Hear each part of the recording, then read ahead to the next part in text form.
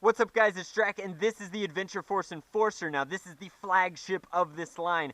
It's a huge chain gun with some assembly required. Once you get these pieces snapped on, it becomes much bigger than it is in the packaging. Now, it's fully automatic. It's electronically powered off of 6 AA batteries. That's a lot of AA's to get to that voltage. Like, I'm not entirely sure why it's such high voltage but such low capacity using AA's for that. Anyway, I say flagship blaster because it's the most expensive blaster in the line, but coming in as a Walmart exclusive, it only costs 30 United States dollars. Now, I say only, recognizing that that's a ton of money to a lot of people. That's frankly a lot of money to me. But $30 is pretty small potatoes for a flagship blaster these days. We've got Nerf coming in with 3-figure blasters and competitors coming in close in some cases, particularly with some of these movie tie-ins and video game tie-ins on the Mattel side. So this is like entry-level blaster price for something of this caliber, and it is, of course, shooting 50 caliber foam ammunition. It is a regular Nerf dart compatible blaster, but giant chain, consecutive chain. There are no brakes in it, I believe, and it has a 40 dart capacity, so the same as the Magnum Super Drum Blaster. Now, on the back here, it says that it's getting that rate of fire in 30 seconds, so that's 2 darts every shoot. That's so it's 20 darts in 15 seconds is roughly a little over a dart a second. That's not bad at all. That's reasonable rate of fire. It's significantly slower than something like, say, the Hyperfire, but again, it costs half as much. So that's really, really cool. Comes with enough darts to load it entirely. Let's crack it out of its cardboard prison and get it assembled for you.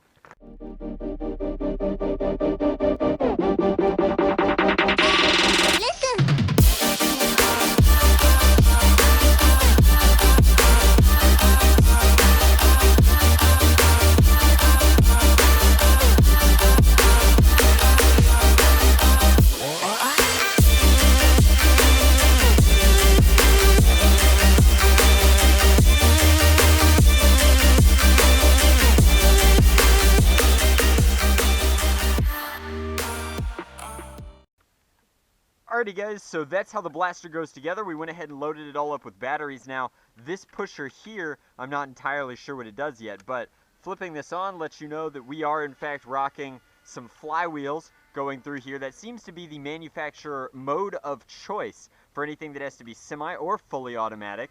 They like doing these flywheel systems. Now, this reminds me a lot of the Vulcan in that, I mean, you can't mention a chain gun without talking about the Vulcan. This piece in here is individually free spinning. It doesn't actually move. It's just loose in there. And then this is all faux barrel. The flywheel cage is up here. The power is back here. And then this trigger here activates a pusher and actuates.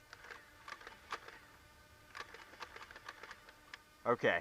And actuates the operation of the blaster in that it articulates the chain up and through. Now, there's no need for a repository of the chain because it is going to go all the way through and around. So we push this up and this lifts up and out. That's a simple locking mechanism. You can see here that the chain would be easy to expand as it has a faux piece here and here. Now, the dart fit is obviously very, very loose because you want it to be able to tease out easily through this mechanical system. Now, getting it in here is always fun. I used to hate the Vulcan for exactly this reason, and my squad leader in HVZ used a Vulcan, so occasionally I would be loading it during downtime. But anyway, getting this in, all that practice is paid off. Thanks, Gooch. Here we go. So now it seems to be locked in. Now it's kind of loose. Like, not so bad. I mean, I guess it's as loose as it has to be. That's fun. These rollers are just, anyway. So it's as loose as it has to be for the system to be functional, but then this snaps down and that tightens it up a great deal. So you've got a handle here and a handle back here. This button does nothing. It's just a piece of plastic. The overall look of the blaster is cool. The feel of it is actually smaller than a Vulcan. For a chain gun, this is not a heavy hitter. Like, it's as big as it has to be, but not too terrible. So when you turn it on, it kind of locks you into that first dart. And for some reason, these darn dart tooths up here are cutting into the the darts themselves. That is so weird. I will never understand this particular system. So flipping that up and in, let's see if we can get it to fire. So also claiming ranges, I believe, of 80 feet. Indeed, let's see if we can make that. And close, but no cigar. These are about 60-foot ranges angled, and that rate of fire is nothing to write home about. If anything, I think that this is the least exciting blaster from the line. Go figure. Like, this is one area where I feel like competitors are doing a better job, and it's actually worth paying a little bit more for a top-tier flywheel blaster, because this is bulky. It's kind of got a role-play aspect to it. It's definitely, like, quirky and fun. It's different. We haven't had a chain gun in a long time, so if you TF2 cosplayers need something like this, here you go. I also don't like that, exactly that. What I was about to say is that this is one of the dummy things, and because of that, you get an inconsistent fire rate as you're going through. You could need a shot and just be on one of your weird areas. So reliability gets like a tiny dock for that, although it hasn't failed to fire a single one of these in its 40 dart capacity, and so that's pretty solid all the way around. Again, rate of fire looks a little bit janky,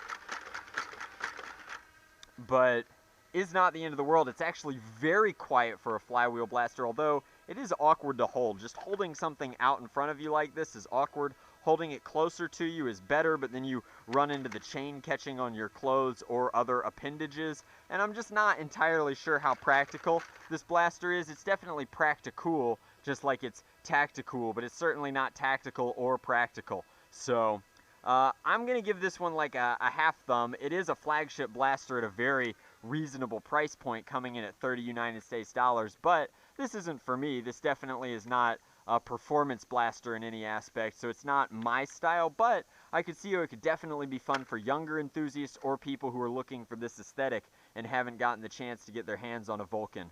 But that is my review. I think that it's a medium blaster. You're welcome to disagree with me in the comment section below if you like, but thank you so much for watching my review of the Adventure Force Enforcer by Dart Zone, and thanks for watching all of these videos. I know it's a lot of videos in one day, and if you watched them all, you are my special subscriber. Thank you so much. I appreciate it. I'll catch you guys tomorrow with more nerfy goodness. Till then, much love, nerf on, Drac out.